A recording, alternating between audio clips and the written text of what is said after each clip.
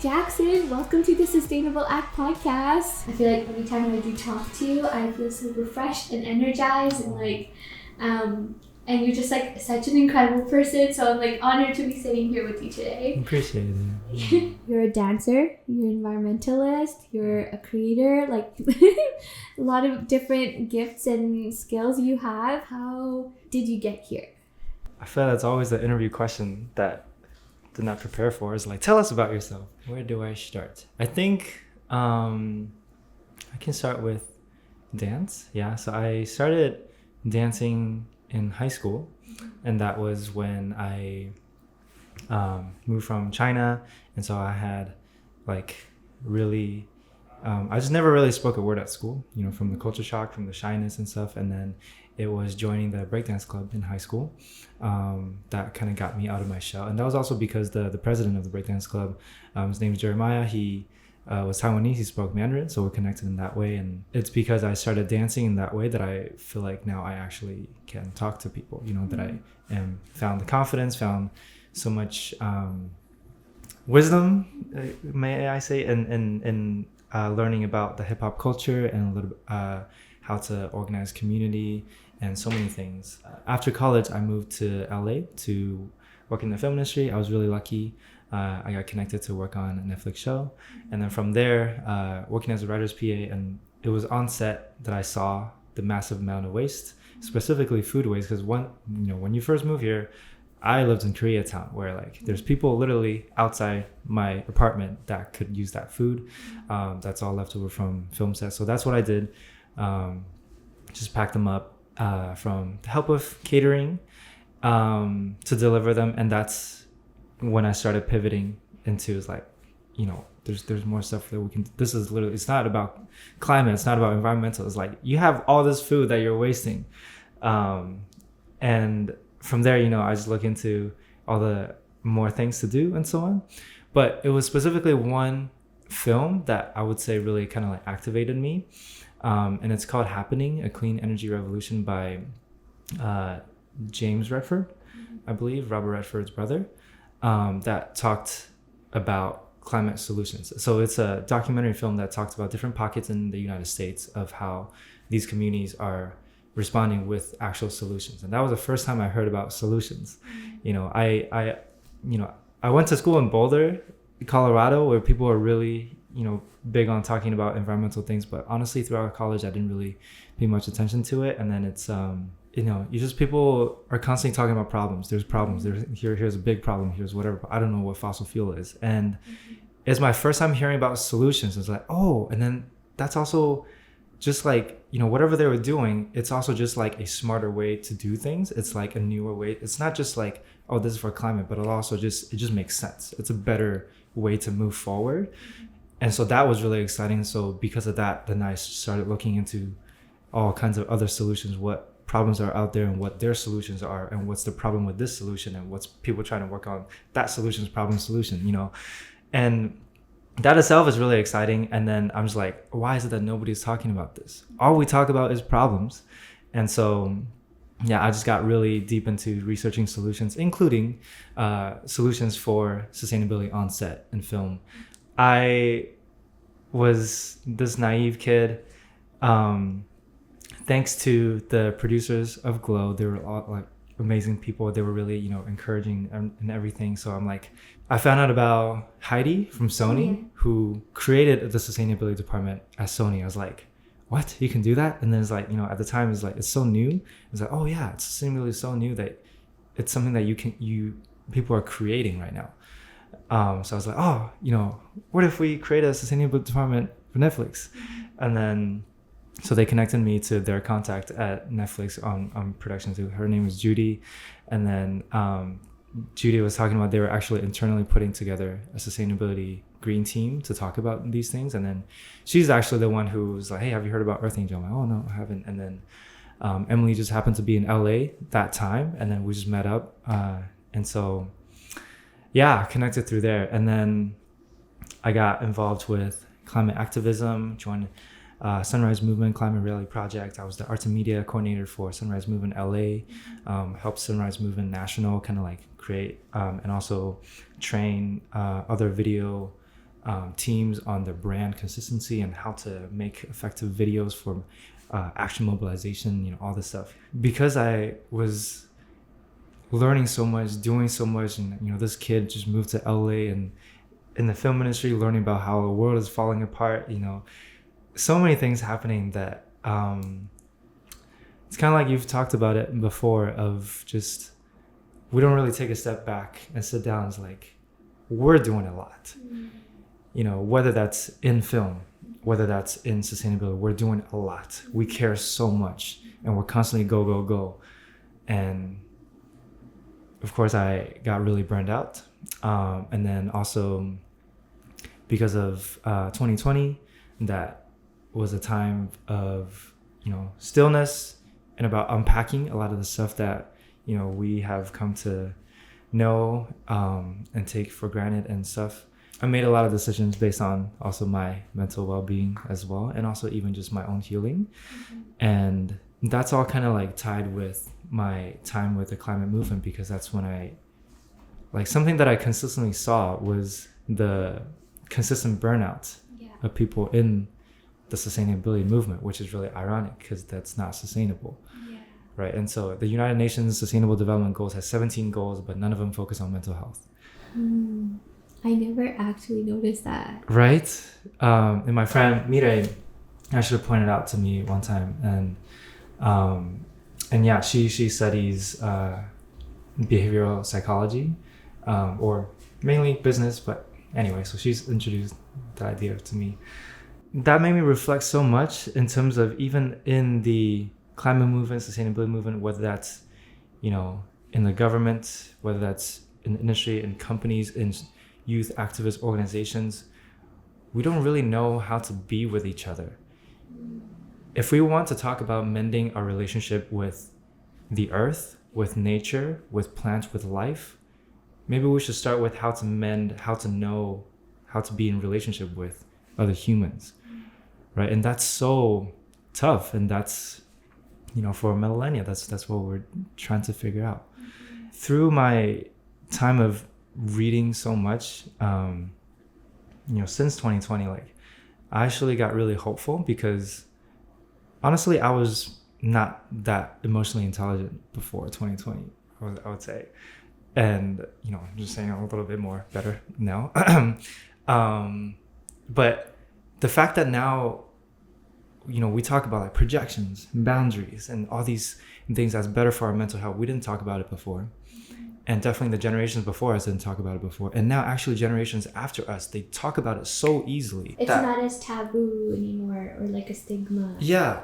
And also they understand it so quickly that it gives me hope, because I feel like all the problems that we have and we have had in humanity, in human history, it's all just a relationship problem. It's like, I don't like you, so I'm going to start a war. It's like, oh, you piss me off because I like myself. You don't like me. Something about my ego, let's start a war. And again, I see this in the sustainability movement as well, in corporate, and even just grassroots levels of how we irk each other, how we can't stand each other, and we don't know how to resolve conflict. Since everything is just a human relationship problem, and I think right now we're at the generation, we're at a tipping point where we just become better and better and more aware of how to do that because of our, mental well-being and so on. That gives me hope that starting from this generation on, or maybe even the next generation on, that we really know how to solve problems better, because we know that really it's maybe, oh, that's just a projection of me on you, so it's not a problem of you, and this is me. And then I feel like this is something that once we start to know, we can't unknow. And so I'm hopeful that starting from here, that we will know how to manage human relationships better.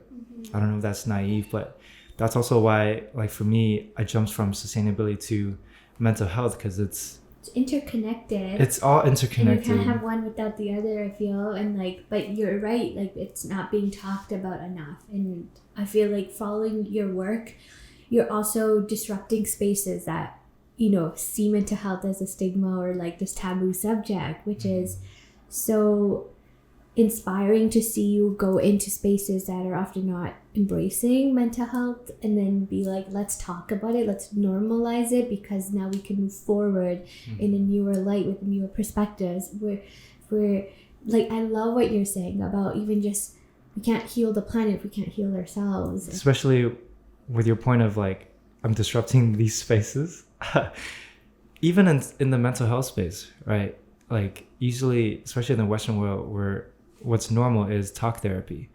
We talk through things. Like, as you can see, as I'm talking to you, I'm moving and stuff because like is activating something in my body. Like usually when I talk about really hard things, I can feel my like shoulders really cramp up and like get really tense. And so usually after I'm like,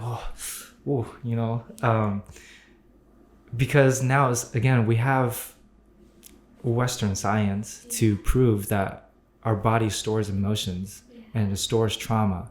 And so when we practice somatics or even movement or dance, that's our way of not only just like feel good, but also releasing that, letting it go. And adding dance and movement into the mental health space is like so crucial, because most of the time we just sit there and we let all these things come out. Like, it comes out and then we feel it in our body still, and it stores there as still in some way. And in so many forms of street dance, which is created by marginalized communities who first experience all these oppressions and like their collapsing mental health, they do this because that's what they needed. I think especially since the pandemic, I think people now can understand more of like, I'm dancing because I need to. I'm singing, I'm like belting, I'm screaming into my pillow because I need to. Like it's a form of self-expression to like let go of that, like what you're saying about us holding our emotions in our body, and like now you have this outlet to release like these emotions or feelings, whether they're positive or negative or whatever those emotions may be. And now again, like there's Western science to prove, like for example, in this dance based in LA called Crump, there's a lot of rigid movements, and there is now a meditation called the progressive muscle relaxation meditation, where you tense up your muscles and release, tense and release. So maybe going from like maybe your feet, and then do a body scan, tense up muscle group one at a time. That's something that you do a lot in Crump in terms of the movement, and it's like you tense up, hold it, and then release it. You hold it and release it, and that actually, it's really interesting that now there is like white people science to prove that there is, science behind how this is effective. Other, examples is also kind of like visualizations. For dancers, we do that all the time. Here's a box. I'm gonna shift it, grab it. Oh, something. Whoa, it's a long thing. I don't know. We visualize things so much, and then now we have tactics such as visualize your anxiety. Bring it out of your body. Talk to your inner child or someone. Or there's a light here. Follow the light as you meditate and breathe in. So much visualization. Again, now there's like science to prove that they are really effective, and this is stuff that we naturally do in street dance, in dance. I love that. Thank you for sharing that. And it got me thinking about like yoga as well. Like for centuries, or longer, that's been a form of I would say therapy, because you're not only stretching and it's not only good for your physical health, but the benefits for your mental and spiritual health as well. And like it's been like a long term, like rooted in like the Indian culture, and now that Western societies are embracing it, it's becoming this cool thing. And people are talking more about the benefits of yoga. And like personally, when I go to yoga classes consistently, I feel like I'm, like you kind of mentioned, and never thought of it that way, like releasing emotions and being in the safe space, or embracing those like that inner dialogue, or just like letting go of like the stress. So I'm curious to like learn more your thoughts about, in terms of like dance being that self like expression or use of expression. how are you embracing non-dancers? Like I've had the privilege of being part of a facilitated or session that you ran a couple of years ago, and I remember how fun it was, because the whole premise of it was to just let go of like what people might think about you or how you look. Like if you look silly, it's fine, and then you just let go of those thoughts of like, you know, what am I dancing properly, or am I dancing, and just like having fun with it and being present and being within nature. Like we were in a park, and I know you started introducing that through your initiative Soulful Sundays, right? Do you want to talk a little bit about you know, how that came to be and sort of like your highlights and lessons from doing Soulful Sundays, which now is wrapped up, I think you said? Yeah. Before even that, I want to highlight a few things that you just said, because one is like the fact that you still remember, you know, what we did 2 years ago. Oh yeah, no, I think it's one of those things. I'm like, I've never experienced something like that, and that's why I wanted to bring it up, because I'm sorry, I truly, like, genuinely still think about that time that I was in that park and like with all these strangers that we just like all bonded, and like, and still to this day I've never been able to be part of something like that again. And I just thought that was such a one of a kind experience to be like in, and that sometimes I'm sad I don't live here where I can come to one of these sessions, but yeah, they definitely made it left an impact on me for sure. Thanks for telling me that. Yeah, because that is the other aspect when it comes to dance, and specifically street dance, is that we don't do it alone usually. Yeah. This is something that builds community, and this is something that has built and has found a home for so many, again, marginalized communities that were exited out of their homes or disregarded by society. And this is how they found community and found their healing, their joy, and so on. For us to be, you know, for a group of strangers to come together, that session was only, I think it was like 15 minutes, 10 minutes. We danced for 10 minutes and you remember it 2 years later. You know, I'm really touched by that. And also, like many people have told me that, like the very first one I did was actually with Sunrise Movement activists. And that's when I was like, I can see how stressed out, burnt out everybody was. I'm lucky that I have dance, so I wanted to share it. And so that time, I think it was only like seven of us, but I really cured it like in terms of the songs, the activities, and then what to say, like who to pair up and stuff. Like, yeah, I still get, it was only 7 people, and they still tell me they still remember that. And that was 2019, I think. That says to me something about like the way that we connect with other people. For street dancers, for freestyle dancers, and so on, we often create moments just out of nowhere. We can just be at Walmart, I don't know, they're playing music, and it's like, oh, we started to do something, and then we start goof around, and we just created this beautiful moment that might just make our day. We're not dancing to impress, like you said. We're not worried about what other people think. We're actually dismantling all these worries, anxieties from our past experiences with other people, with new ones with other people. Because I think that happens a lot in any type of relationship, is like your hurt, your trauma from community, from relationships, is better healed with relationships and with community. I think that's the other thing too, even when it comes to like Western yoga, meditation, whatever self-care tasks, it's usually very individualized. We don't do it with other people. And even when we do it with other people, we're doing it in the same space with other people, not really connecting with other people. We're just in the same space together, which is valid in its own way.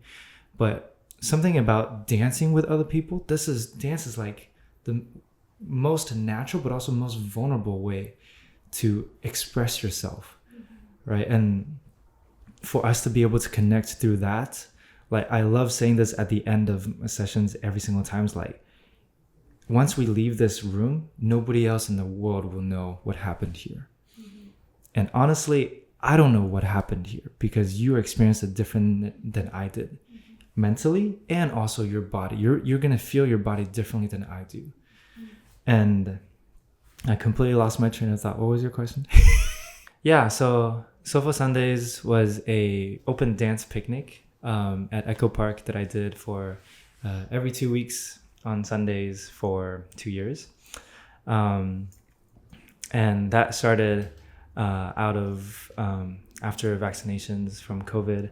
And I just really wanted to, specifically, I really wanted to do this dance called Hustle, this partner dance with friends. And, you know, we're finally able to do it more safely. And then obviously out in the park and outdoors, it's safer. And also just at the time I was already like, you know, most street dancers, we dance either in studios or in parking lots. Why do we not dance at parks? In New York, you know, where it came from, for a lot of hip hop dances, hip hop culture, they did dance in parks. This is how they got visibility. This is how people saw it, got connected. And also, like, it's better air quality, guys. It's outside. It feels better. And then there's so much science behind how being next to a body of water is really healing. So I was specifically looking for a space that would also have a large body of water and also a floor, a space for us to dance in. So it just started with me and a friend just going to different parks just to dance ourselves.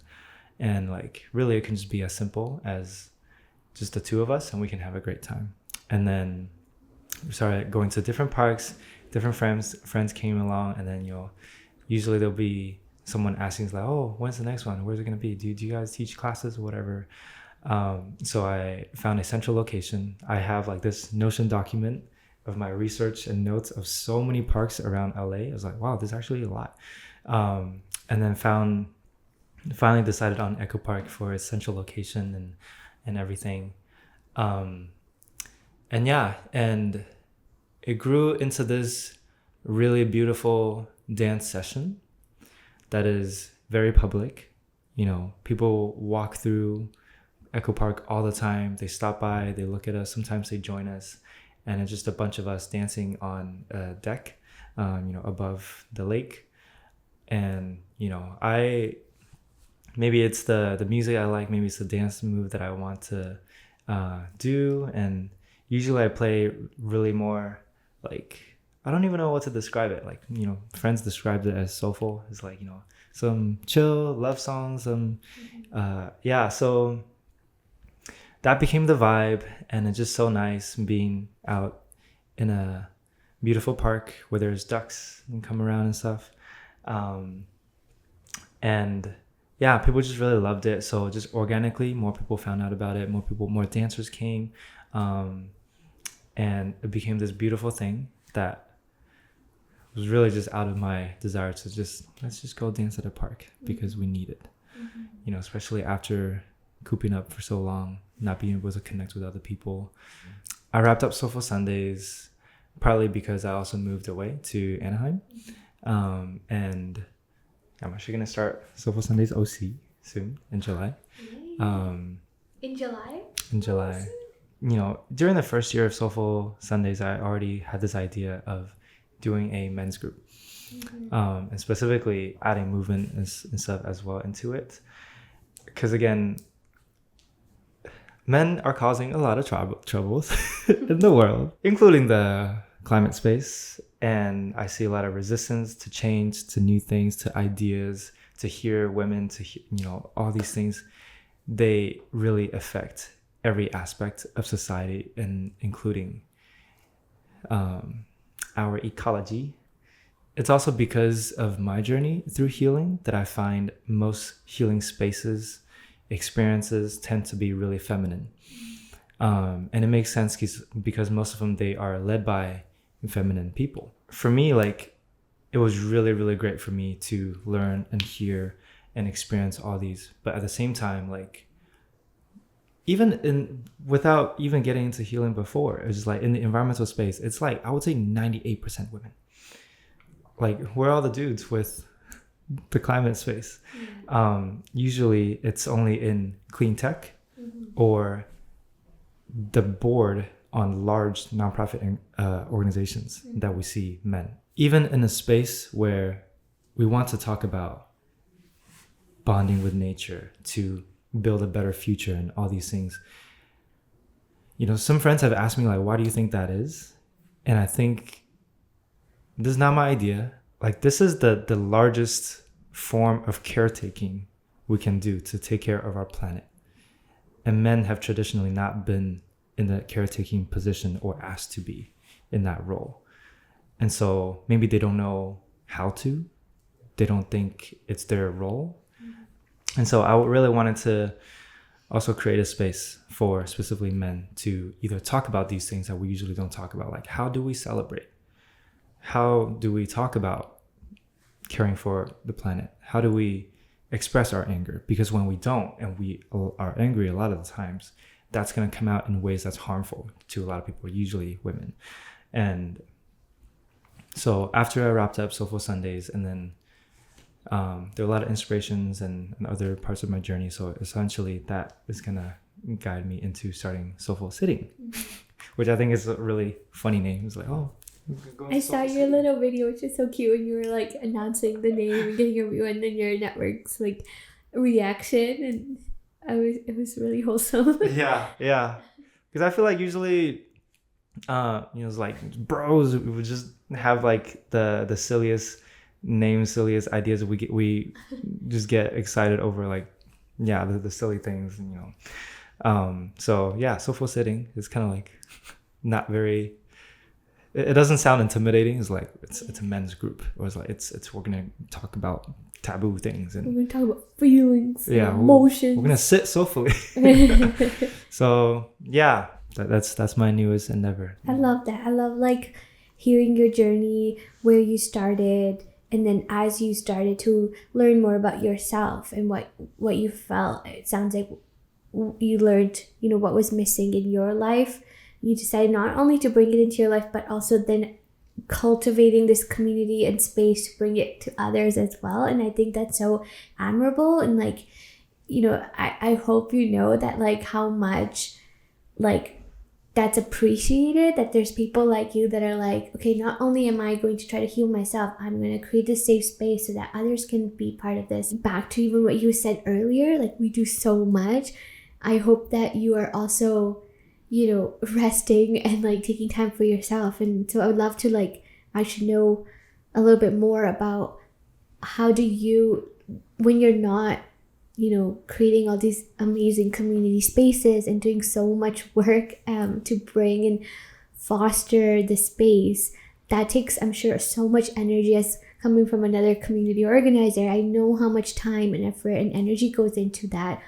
What are you doing to how do you rest? What's your go-to thing that like to just take a break, take a pause, be present within yourself? This year my word of the year is pacing.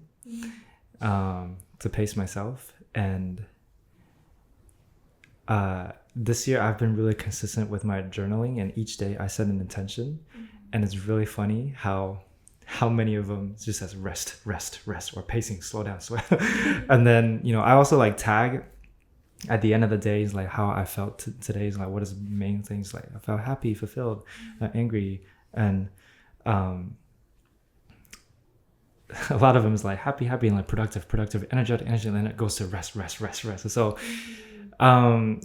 it's still a process, but I also keep a list of things that I have found that are helpful for me for when I'm feeling down, because in those times I don't have the energy to figure out, to think of what's something to do to make myself feel good again, or to rest. I think that's a really, really like it's a small thing, but such an impactful thing that I think others need to, like including myself, sort of like take inspiration from. Like have this list that you can go to, because otherwise, like I know myself, like I will go into this like pit of like I'm tired or I'm sad or whatever, and then it's like hard to get out of that, and then you just kind of like start digging yourself even deeper and deeper. And so just that little simple like act of like doing something for yourself where you have a list of like, this is what I can do to make myself feel like happy or good or calm or whatever. I think that's so powerful that you do that.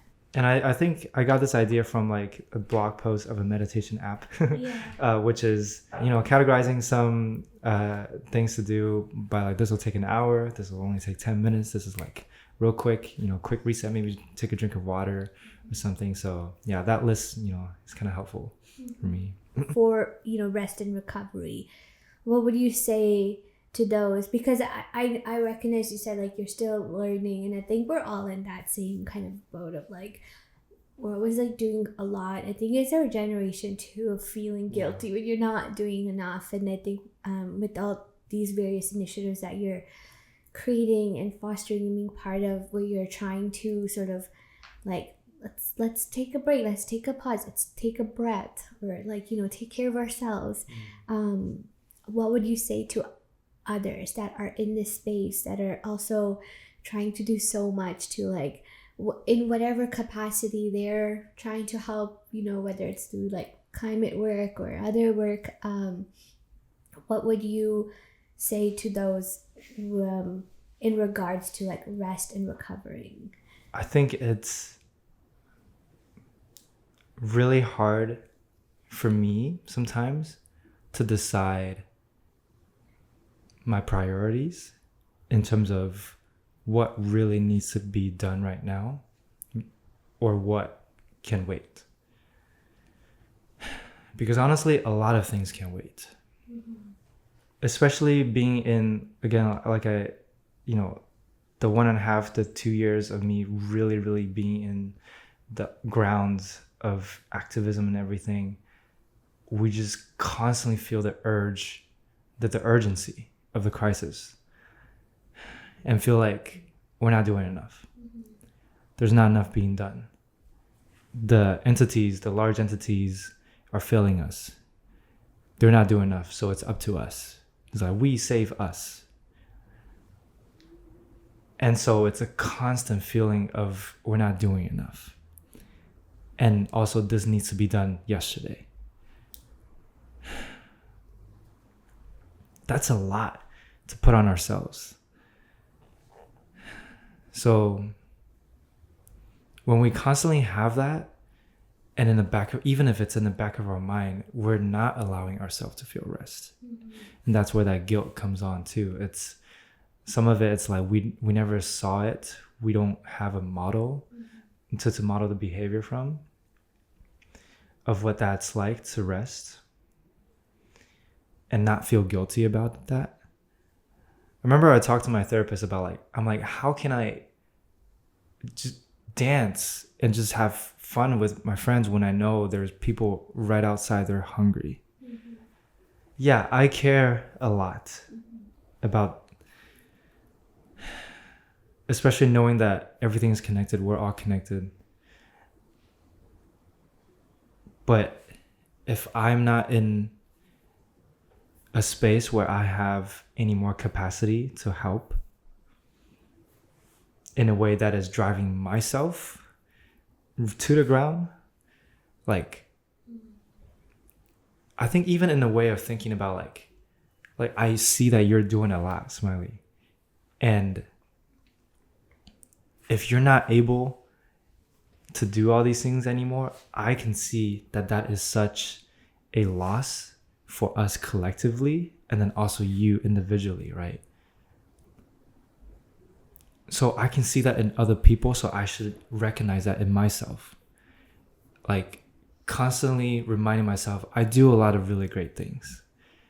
And I'm able to do those things when I take care of myself. And I think that settles a lot more of the guilt and, calms the anxiety and so on. Because again, like even for me, a big lesson this year is, the saying, if you want to go fast, go alone. If you want to go far, go together. Because of the urgency, right? We need to go fast.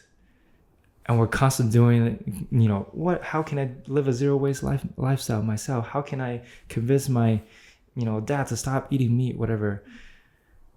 And it's all responsibilities up to us. And then sometimes we just get so, stuck in that little bubble.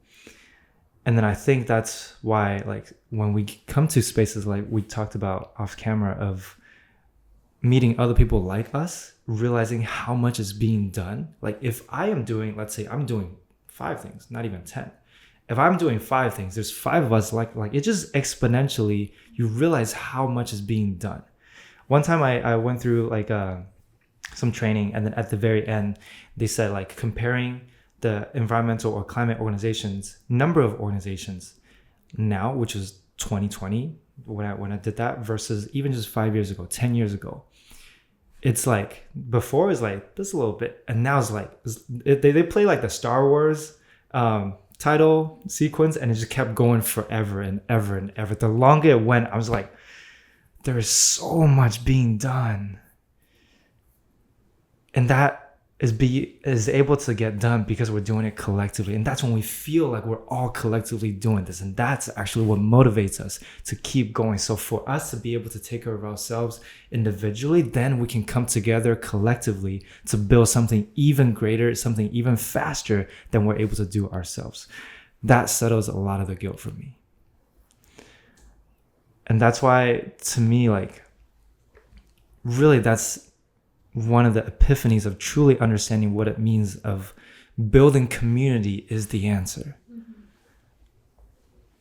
And what I want to do is kind of share with how us as street dancers, we build community. Mm-hmm. We can do this with people from Japan, from Iceland. People don't even speak our language. Mm-hmm. We can do that through movement and music.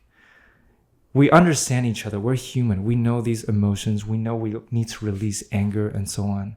One of the most memorable moments I remember from the very first one I did with the Sunrise Activists is, like, they said, I didn't realize how much anger I held in.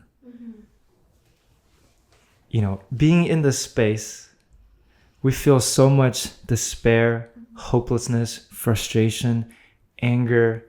We feel misunderstood, not even just by society, by our friends who don't know, why are you so obsessed with climate, right? So even just within our own circle, our own little community, a lot of times we feel those things. We feel anger, frustrated, hopelessness, and sad alone. For us to be able to find that collectively, such as climate cafes, that's what really builds us mentally, to have that sustainability, to keep the sustainability movement going. Mm-hmm. All comes down to, like, community, and like you said, like, it got to me, but I think everything you said I agree with, and I think I need a reminder from time to time as well, and I think we all do, that that collective power in community is, like, what we need to keep on going, because there can be so many times where we do feel isolated. And I think back to that, you talk about urgency, like, we all feel that in our own way. And then it can get very quickly, like, you feel guilty for not doing enough, or you feel guilty for resting because the planet's still burning, or there's so much to be done still, or you feel this, like, weight on your shoulders for, like, how can you change the world when, like, there's people out there that are single-handedly, like, causing more damage than you will ever cause in your lifetime.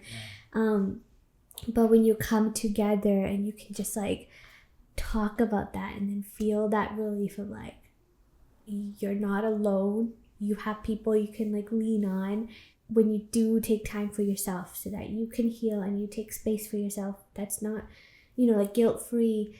That's a form of resistance as well, and that brings you back even stronger. And we can't keep going, like, you can't be on all the time. And that's another thing I feel like we are starting to talk about. Like you mentioned, climate cafes is a great, like, initiative that's supporting that dialogue, where you're not coming to just, like, talk about, okay, what can I do, like, take action, like, oh, you feel climate anxiety, take action. Like, sometimes it's like, let's bring it back to, like, you feel climate anxiety. Okay, let's talk about that. Mm-hmm. It's okay to experience that. What are we doing to support one another? So yeah, thank you for sharing all that, because that really hit me, and I think we don't have those conversations enough. Yeah, it it kind of reminds me of a lot of movies, TV shows, anime or whatever. It's usually like sometimes the villains, you really identify with them because you know where they come from. Yeah.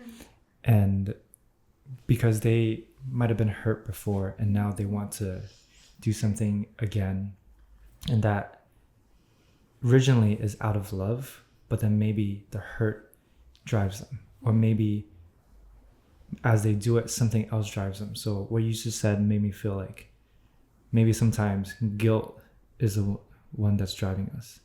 I think even right now, right, with the genocide happening, I think with that guilt, it drives a lot of us, a lot of activists, a lot. And I think how that comes out oftentimes is shaming other people for not doing enough, shaming ourselves for, because maybe we feel like we're not doing enough. Maybe because, yeah, we really are complicit living in the United States because of our politicians, because whatnot. Like the feeling of guilt, I don't know, maybe sometimes that drives us to a point where that pushes people away. There's the organization, the NAP ministry, and then there's also Adrienne Marie Brown wrote a book called The Pleasure Activism. That book actually was one of my biggest turning point in 2020 in a lot of things, because in the first chapter she writes that like anger or pain, all these things jolt us into action. A lot of activism, they start from there. There's injustice, or I feel hurt, I need to do something, we should do something. Of course, it makes sense. Anger tells us what to do, but the way that we do it does not have to be from anger. Because if we're constantly in an organization where everybody's angry, everybody's frustrated, everybody's hopeless, that's not even a space I want to be in. And so that's how these movement spaces fail, is when there isn't pleasure, when there isn't joy in doing it. And many organizations, especially youth organizations now, recognize that, we do art builds together, we will climate cafes together, let's watch a movie together. And so doing things outside of like the work that needs to be done. Because I think that's the other thing too, when it comes to like the sense of urgency. I first realized this again in 2020, which when it comes to racial justice, what needs to be done has not changed in terms of how to dismantle the system, how to, do these unlearning ourselves and whatnot. What really at the root that needs to be done has not changed. It's just that right now there is this current event that's happening. So there's also a book called Doing Good Better, where they talk about effective altruism. It's like, how to do good better. And it was specifically mentioned like whenever there is a major earthquake, he donates to the smaller earthquakes that are constantly happening. Because usually the big events that's current will draw a lot of attention, will draw a lot of funds and so on. And sometimes that's like less funds going to the ones that don't have the big attention, So like, for example, nowadays we see that a lot in mutual aid. This person needs help. This person we know in our community needs help. So instead of maybe donating to World Wildlife Fund, we're supporting someone that we know, or like someone that's very local who doesn't get that media coverage. And so all that to say is like what needs to be done at the root to solve these problems does not change. And so that to me also calms a little bit of the urgency as well. Is like, again, it's about doing good effectively, that we can, if I can do this for 20, I often think about this, that especially like whatever civil rights movement, environmental movement, whatever, like how is it that there are activists who have been doing this for 20 years, 30 years? How have they continued to do this for this long? Like that's a real sustainable movement. What tactics, what, you know, tools are they using or they're doing that sustain themselves and the movement for this long? Especially around mental health, a lot of the knowledge come from queer communities. How did they survive in a world that did not want them there? And, you know, same goes with indigenous community. Like, so many, how is it that they sustain for this long? What do they do for their mental health? And once again, coming back, street dance is what they do for some communities. So yeah. And I'm so grateful that I get to share this space with you and be in this like small corner of the world in lifetime. You know, it's such a cool experience getting to connect with someone like yourself that is changing their corner of the world through their form. And like, it's something that was like our interview with Taya we did, who also talked about like there's no one way path of like creating change or inspiring change. Like there's not a like one box fits all. And I think what's so inspiring about your story and like everything you're sharing is that you've sort of designed your own path, and now you're doing your, like, you know, bringing change and resistance and influencing this next generation in your own unique way. And that is through like these different forms of self-expression, whether it's dance or just having tough conversations with the community that may not voluntarily sit down and like talk about tough things. So I just want to like thank you for all the work that you're doing every day, and that, you know, I don't know, doing so much. Yeah, a lot of times I don't feel that way, you know, especially when it comes to like, I was like very, very passionate, talks about climate all the time, and now I'm like teaching dance to kids and then hosting dance. So sometimes for me too, I'm like, our world is on fire and I'm over here dancing and telling everyone to celebrate and be joyful and stuff. Like, a lot of times for me too, is like, it feels kind of disconnected in that way. I can relate with that. I think like earlier when you were talking, and what it got me thinking back on was it comes back to that guilt. Similarly, I also took like a different like untraditional path into this like climate work, and I didn't study this. This isn't like something I grew up like caring about in the sense like, because I didn't know much about it until there was that switch, and I'm like, this is what I want to focus on. And when it became my whole sort of like focus, I'd feel guilt, like really immense guilt, being in like, you know, spaces, or just like, I think I would feel a lot of guilt for just talking.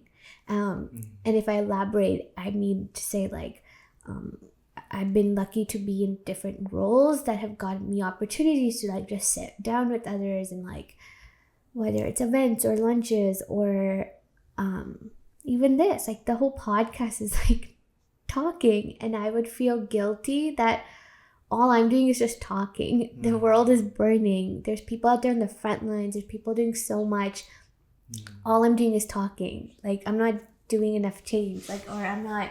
And I've had these moments where similar to what you're saying, you don't feel like you're doing enough, or you're like, what am I doing? I'm just dancing, right? And when you say that to me, I'm like, Jackson, you're bringing so much joy into people's lives. Like, we need that, because when you're constantly thinking about the negative, you're constantly like, yesterday we were at the Hollywood Climate Summit, and there was a panel with Bill Nye, childhood, and he talked so much. He kept coming back to, we need to be optimistic. You cannot keep talking about the doomsday, like whether it's through media or just communicating. Like, you need to focus on the positive.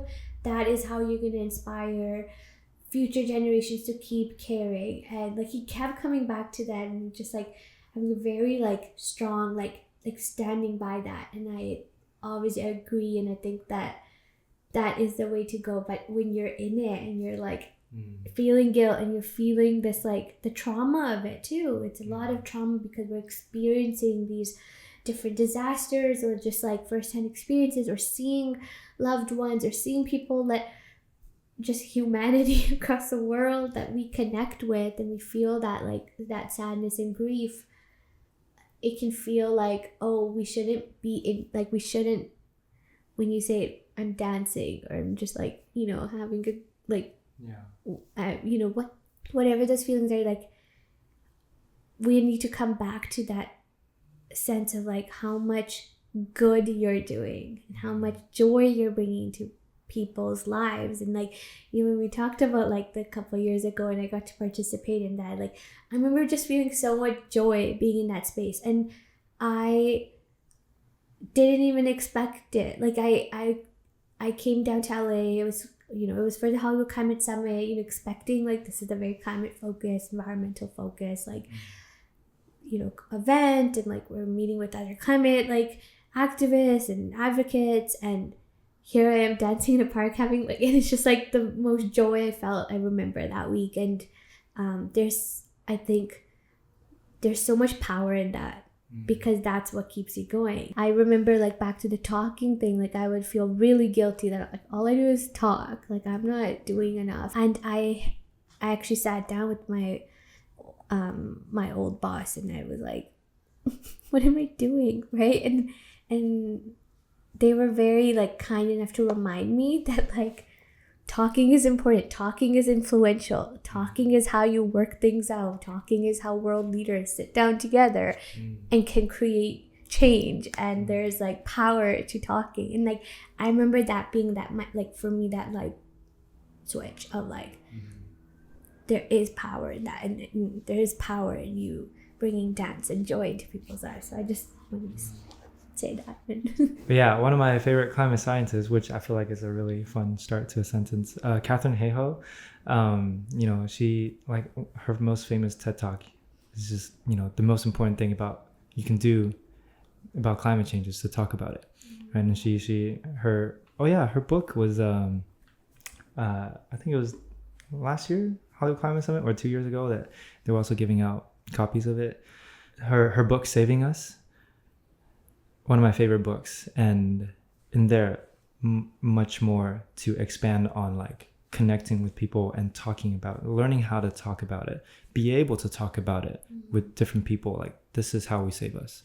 Another I keep referring to other things. Actually, a friend of mine, he made this animation series talking about Filipino history. In their culture, it's really community driven, and when you are really part of the community, you end up learning what other people do, right? So it's like, oh, my friends, even if you don't know dance, you probably learn a little bit about dance. Now you know this like facts I just dropped about street dance and things. And then I learned a little bit about cameras. I learned a little about podcasting, and it's just because we're in community and we care about each other, it's natural that we end up learning other people's lives, skills, and so on. And they say this is why a lot of Filipinos are multi-talented, because they end up being in community with a lot of people, learning their things through osmosis. And so then in that way, of course, you're going to have respect for everybody, and you value what they offer in their skill sets and their presence and so on. I think I always come back to this, like when it comes to like,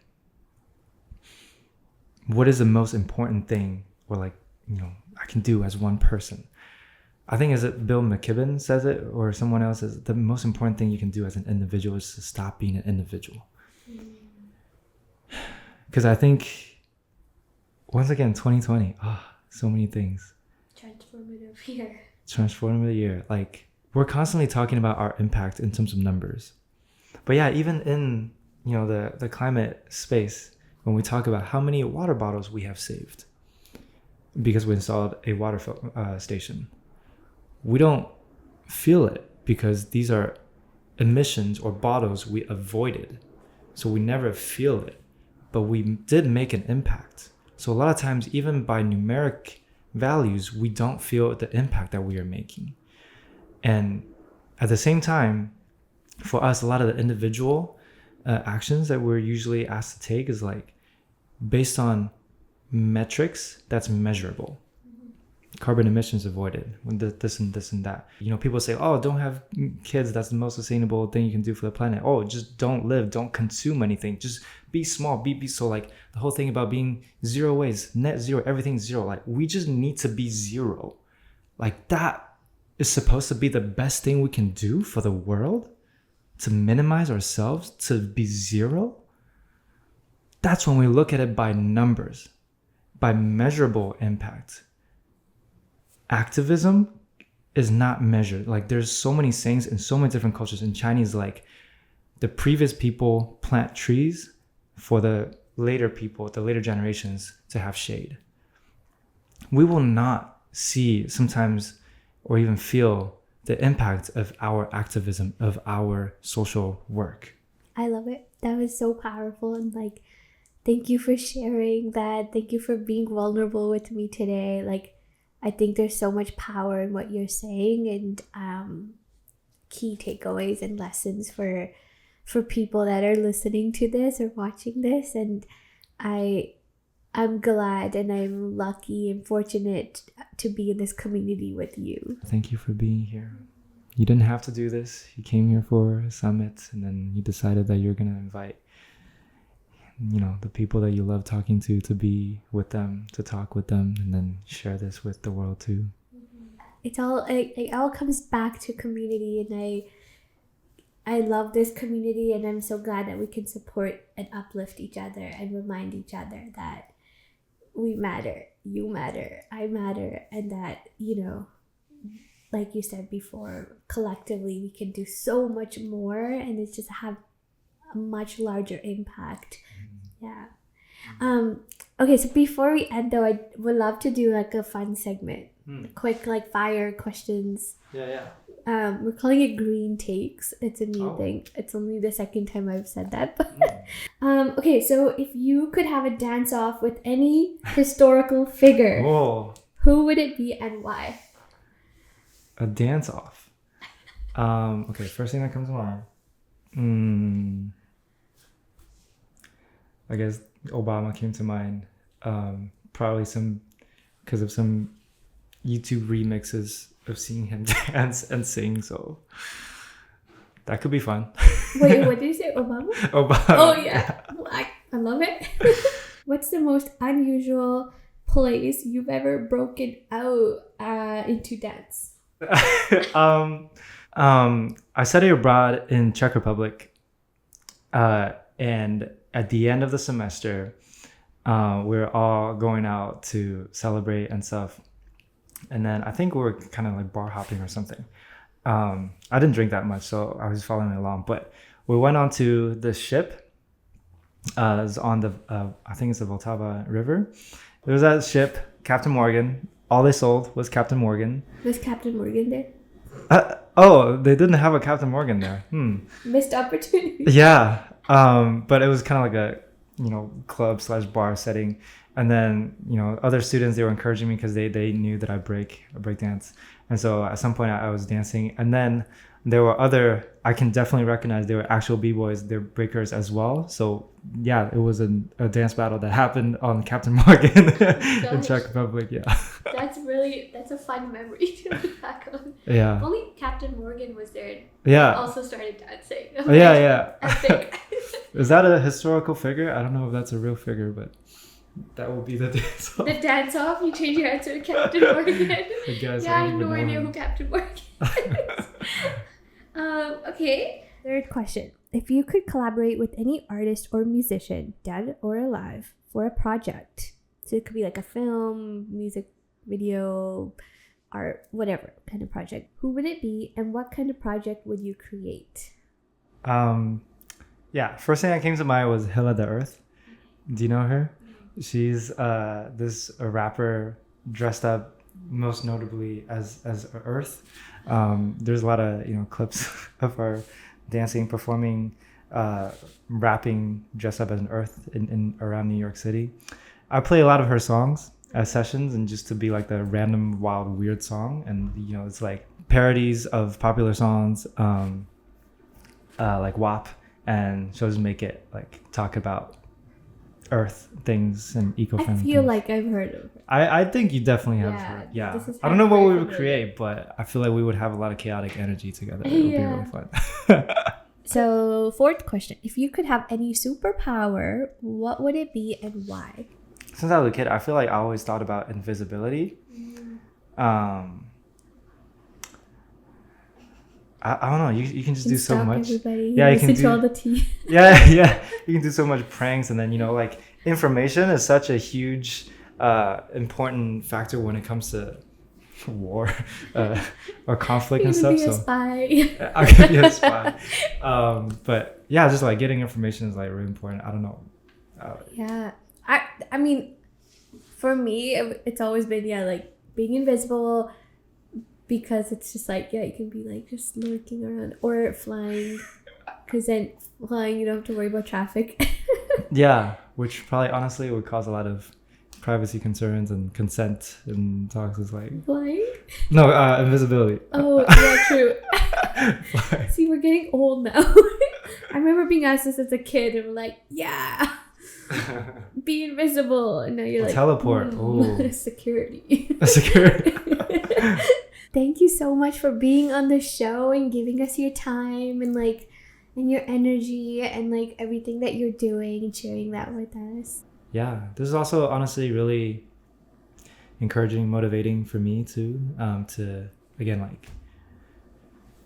every time I talk about it, it reminds me that this is important. Because again, I just feel like I'm just dancing. So yeah. So thank you for this. Of course, I always love talking to you. So I'm glad that we got to sit down and record a conversation, because I feel like I always walk away from you were in Vancouver last year and I remember we just talked for hours and there's so much power in conversation, and so I'm really glad we get to share this with the world. Thank you. Thank this you. Is exciting.